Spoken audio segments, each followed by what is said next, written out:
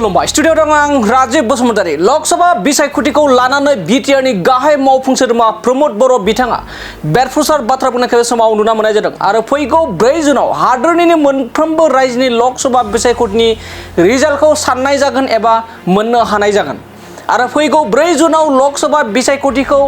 लानानै एबा बिसायख'थिनि रिजाल्टखौ लानानै बिटिआरनि गाहाय मावफुं सोद्रोमा प्रमद बर' बिथाङा बे समाव बाथ्रा बुंनायखौ एबा गिबि बाथ्रा बुंनायखौ नुनो मोननाय जादों। बिटिआरनि गाहाय मावफुं सोद्रोमा प्रमद बर' बिथाङा बुंथियो दि फैगौ लोकसभा बिसायख'थिनि फिथाइखौ लानानै एसेबां माननि साननांगौ गैया आरो आसा गैयै बाथ्राबो साननांगौ गैया होननानै रोखा बुंथिदों बे समाव बिटिआरनि गाहाय मावफुं सोद्रोमा प्रमद बर' बिथाङा। মই এনে আগৰ পৰাই এটা স্বভাৱগত মই প্ৰেডিকশ্যন বিলাক বেছি নকৰোঁ আৰু তেনেকুৱা কথাবিলাক বেছি নকওঁ কিন্তু আজিৰ সময়ত তেনেকুৱা নিৰাশাজনক একো খবৰ নাই খুব আশাজনক আৰু ভাল খবৰে আছে এই কাৰণে 4 তাৰিখলৈকে ৰখক আপোনালোকে। आरो लोगोसे दरं उदालगुरिनि बिपिएफनि बिजाथि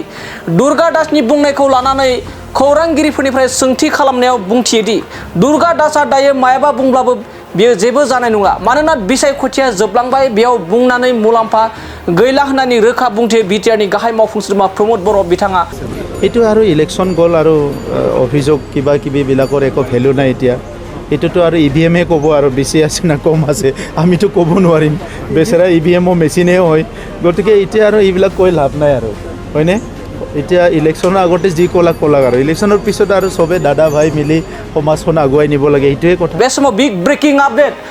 बिपिएफनि दुर्गा दास थामहिनबा दरं उदालगुरिनि बिजाथि दुर्गा दास बिथांखौ लानानै बाथ्रा बुंदों गिबि खेब बाथ्रा बुंदों बिटिआरनि गाहाय मावफुं सोद्रोमा प्रमद बर' बिथाङा जेराव दुर्गा दासनि बाथ्रा सोंदोंमोन अब्ला बिटिआरनि गाहाय मावफुं सोद्रोमा प्रमद बर' बिथाङा रोखा बुंथिदि बिसायख'थि जोबखांनायनि उनाव दुर्गा दास बायदिया मायाबाफोर बाथ्रा बुंब्लाबो जेबो रज'नाय नंला आरो फैबाय थानाय 4 जुनाव जा बिसायख'थिनि रिजाल्ट एबा फिथाइ फोसावनो थांगासिनो दं बेयाव जोंहा साननांगौ एबा आसा गैयिनि जेबो बाथ्रायानो गैया होननानै बे समाव रोखा बुंथिदों जेराव देरहानायनि इसारा होदों फैबाय थानाय लोकसभा बिसायख'थिनि दा रिजाल्ट होगोन 1 नं क'क्राझार लोकसभा बिसायख'थिनि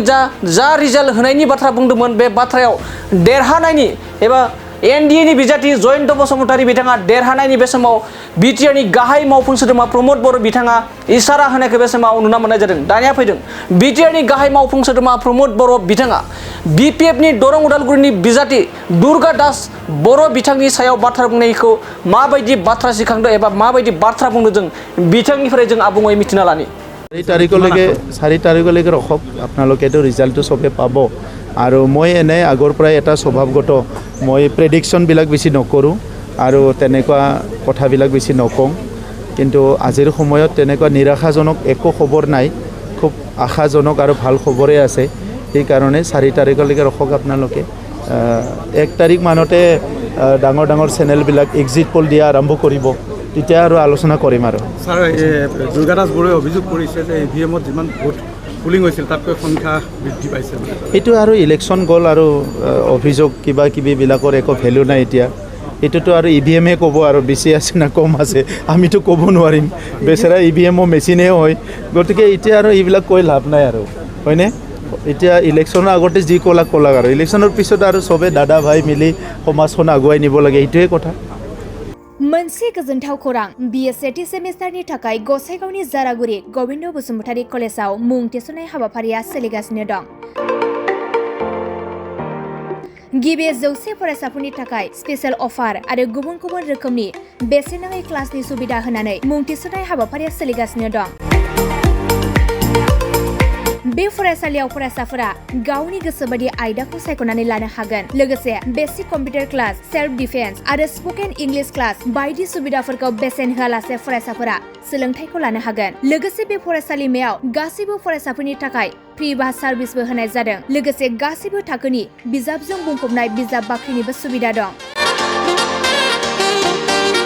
आरो बे खेबनिफ्राय एग्जाम सेन्टार हिसाबै फरायसाफोरा गावनिनो आंगो गोविन्द बसुमतारी फरायसालिमायावनो आनजाद होनो हागोन बिनिखायनो गासैबो जौसिन फरायसालिनिफ्राय उथ्रिसारनाय फरायसाफोरखौ गोविन्द बसुमतारी फरायसालिमायाव खम बेसेनावनो एडमिसन लानानै गोबां सुबिदाफोरनि खाबु लानो हागोन बांसिनै मिन्थिनो थाखाय 9101784754 7002 71929 970 66808878 नम्बराव नोंथांमोना खौरां लानो हागोन।